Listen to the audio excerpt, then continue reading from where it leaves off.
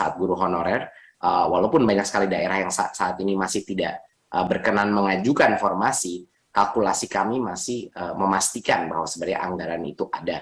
Apakah anggaran itu tidak mau digunakan untuk guru honorer atau tidak adalah permasalahan berbeda.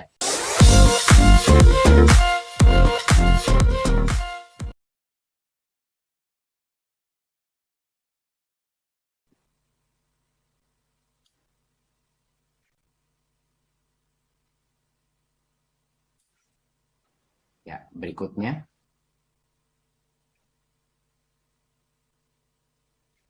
Ya. Izinkan saya menjelaskan sedikit mengenai status alokasi anggaran kita. Total pagu anggaran di tahun 2023 itu sebesar 80,22 triliun. Dan pagu anggaran ini mengalami kenaikan sebesar 63,24 miliar. Ya, kenaikan anggaran ini pada PNBP dan BLU di Dijen Vokasi. Dan ini berbeda dengan pagu indikatif yang semula sebesar 80,16 triliun. Nah, Kemendikbudristek ini mengusulkan tambahan anggaran total sebesar 10,15 triliun untuk melengkapi berbagai macam program yang sangat krusial. Jadi sangat penting sekali ini kami untuk mendapatkan tambahan anggaran ini.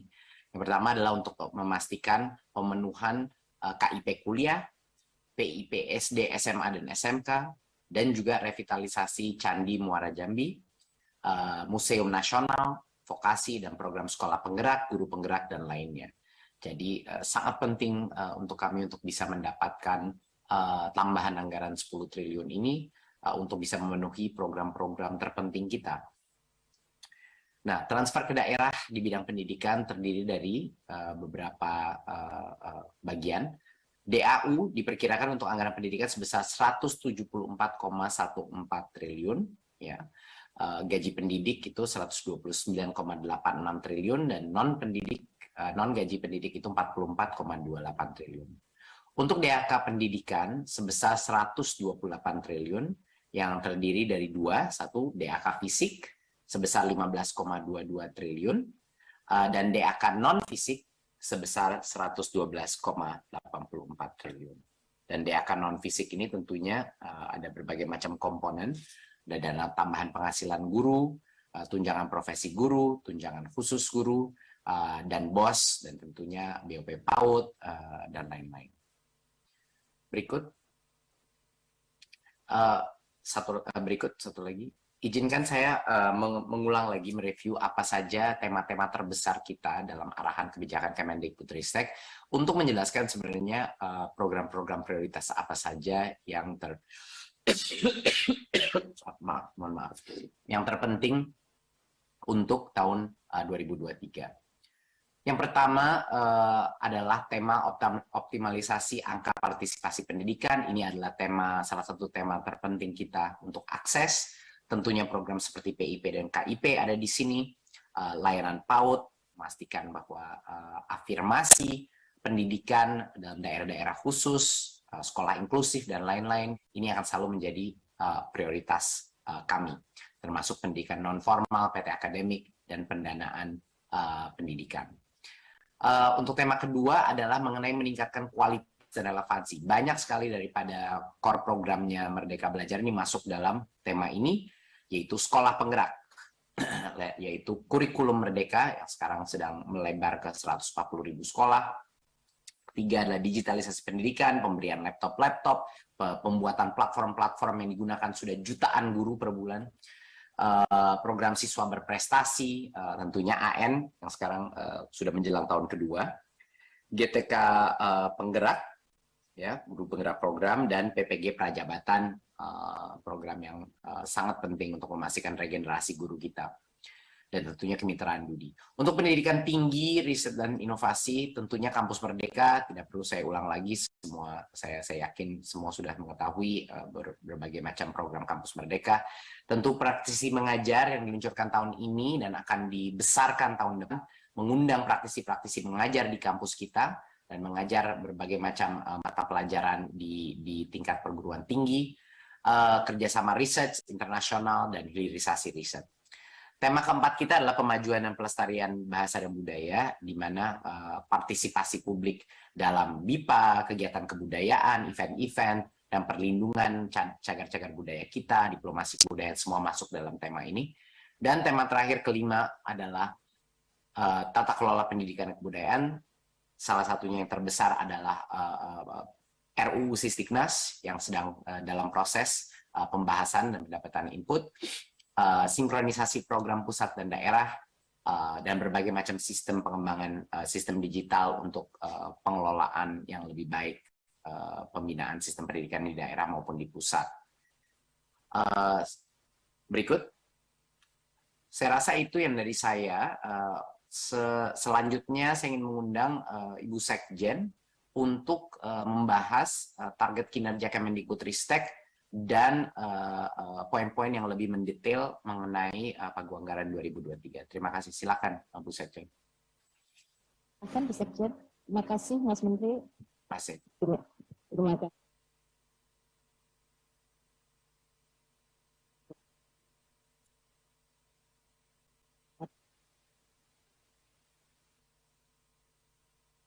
Anggaran Kemendikbudristek tahun 2023 dan lebih lanjut kami sampaikan terkait dengan dana transfer ke daerah untuk bidang pendidikan. Pertama kami sampaikan terkait dengan target kinerja, nanti mungkin ada perubahan sedikit Bapak dan Ibu, tadi malam file yang kami sampaikan ternyata bukan, ada hal yang nomor 5 yang ada sedikit typo terkait dengan APK perguruan tinggi yang di situ masih disebutkan APS.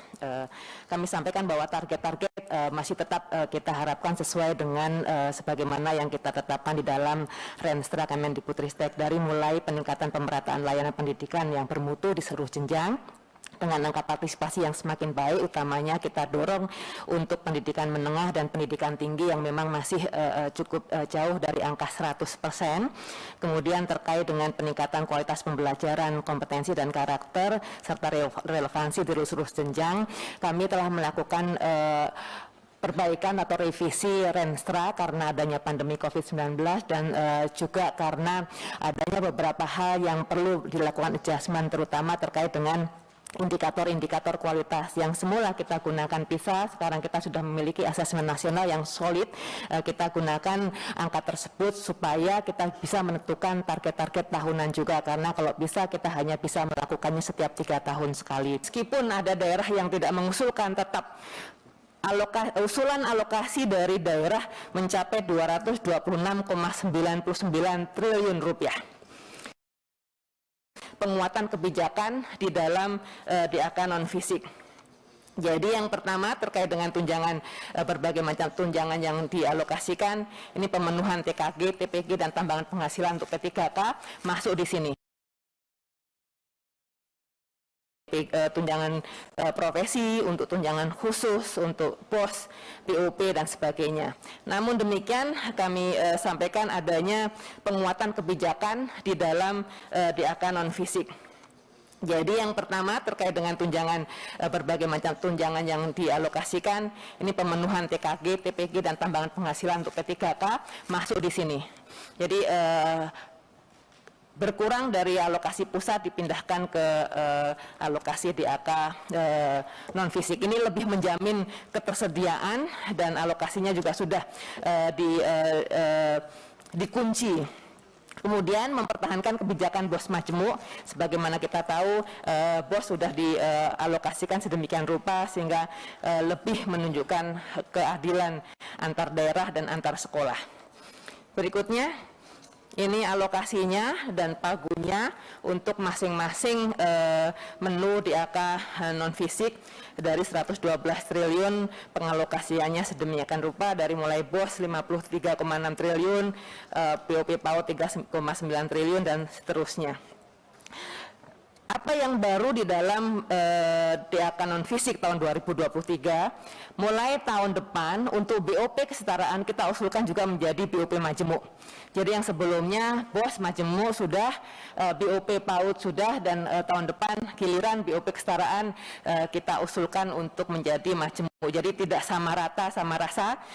Paket A range-nya dari 1,3 juta sampai ke 2,6 juta, paket B dari 1,5 juta ke 3 juta, dan paket C dari 1,8 juta sampai dengan 3,6 juta per orang. sekali lagi bahwa dalam aspek kesejahteraan guru, semua yang kita masukkan di dalam Sisdiknas ini adalah sangat positif bagi baik guru swasta, guru negeri yang sudah tersertifikasi itu aman, guru negeri yang belum tersertifikasi akan bisa menerima tunjangan tanpa mengantre sertifikasi.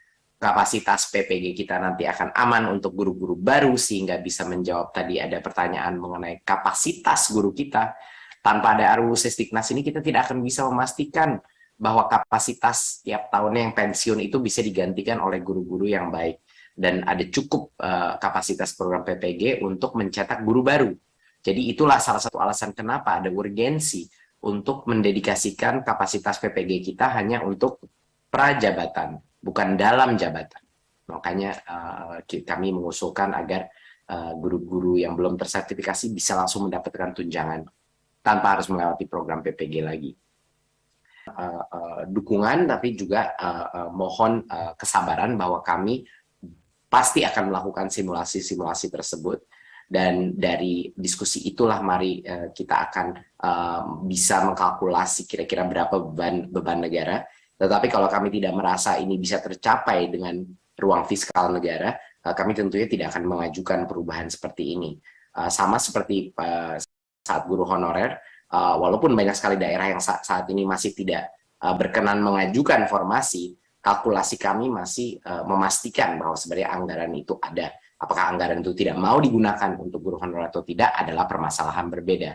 Tapi kami bisa memastikan dari uang fiskal pusat bahwa anggaran itu bisa disediakan dan jelas harus meningkat dari sekarang untuk tunjangan